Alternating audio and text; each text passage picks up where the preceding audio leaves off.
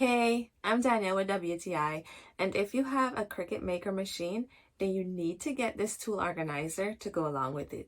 I don't have a crafting station or a specific place where I do my crafting, so finding places to put my tools and accessories can be a challenge. But this little insert has been such a great help. First of all, it fits like a glove. It has 4 separate sections and they each fit nicely into my machine storage compartment. I also like that it has all the shapes of the tools already molded into there, if that's how you want to put it. But that helps me to know what goes where and I never have to guess. It may seem small in size, but I'm able to fit all of my accessories in it, from a tiny cutting blade to my scissors.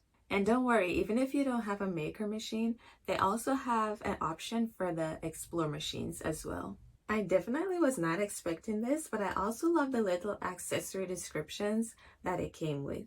I found these helpful because sometimes I'm looking at a blade and let's be real, I have no idea what it does because I have so many different accessories, but these descriptions really come in handy to help me with that, or even if I'm looking to buy a new blade, I can use this as a reference. The door of the compartment still closes securely, and even when I move my Cricut machine around, I don't have to worry about my tools shifting around.